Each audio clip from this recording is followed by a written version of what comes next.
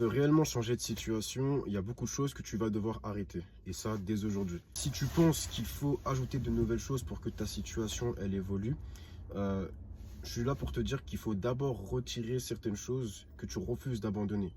Il ne faut pas ajouter plus d'habitude, plus de motivation, parce que tout ça, c'est éphémère. La motivation, c'est une énergie qui monte et qui descend. En réalité, il faut d'abord abandonner certaines choses qui te freinent déjà pour commencer. La première chose, c'est ton attache à ton ancienne identité. Je parle souvent d'identité dans mes posts parce que, en fait, ça reflète qui tu es aujourd'hui. Ça reflète toutes les décisions que tu as prises par le passé. Et tant que tu continues à répéter ce que cette ancienne personne, cette ancienne version de toi reproduit depuis tant d'années, bah, tu vas rester cette même personne-là. Donc en fait, dans un premier temps, il faut que tu te détaches de cette personne-là qui est ton ancienne identité et plus réfléchir à ton identité autre, c'est-à-dire l'identité de toi qui réellement, bah, elle a déjà réussi, elle a déjà tout ce qu'il lui faut, etc. La différence, elle est là, c'est que comment aujourd'hui toi tu penses et comment cette version-là de toi aurait pensé dans cette situation. Entre ce que tu fais aujourd'hui, c'est-à-dire la version de toi aujourd'hui, les choses que tu fais, les décisions que tu prends, comment tu penses, il y a une très grosse différence entre cette personne-là et la personne que tu désires devenir, la personne que réellement tu veux incarner. Et en réalité, cette personne-là, tu l'es déjà.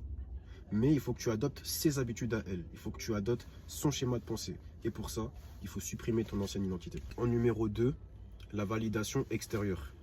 Tant que tu fonctionnes à la validation des personnes autour de toi, tu vas rester bloqué. Tu vas te auto-bloquer, tu vas te auto-détruire.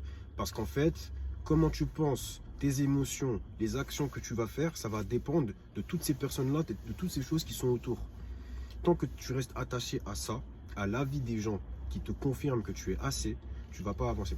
Numéro 3, tu vas avoir les habitudes émotionnelles qui te rabaissent. C'est-à-dire toutes les phrases parasites du style je ne sais pas si je vais réussir, ah peut-être que je suis bête, ah peut-être que je suis ceci. Toutes ces phrases-là qui, en gros, ne te mettent pas en valeur, il faut les supprimer. Il faut les supprimer même de ton schéma de pensée ou de tes habitudes, comme je disais. Parce que, à force de répéter ça, je vais dire un truc très technique, mais on a ce qu'on appelle le subconscient. Et le subconscient, c'est une partie de ton cerveau, si tu veux, qui dort pendant que ton conscient, lui, il est éveillé. C'est-à-dire que quand tu vas dire tous les jours, ah, je suis bête, en fait, ton subconscient, lui, il sauvegarde. Et en fait, sans t'en rendre compte, tu vas commencer à faire des actions et à penser comme réellement quelqu'un de bête. Donc, il faut que tu parles en bien de toi, il faut que tu te motives, il faut que tu te dises, ouais, dans tous les cas, je peux réussir à faire ça. Et après, mettre les actions en place derrière, parce que bien sûr, c'est pas juste tu dis, ouais, je suis capable, et tu fais rien et tu seras capable. Non, il faut travailler. Parce que toutes les personnes qui, elles, sont capables aujourd'hui, nous, c'est ce qu'on voit dans la finalité. Mais ce que tu dois comprendre,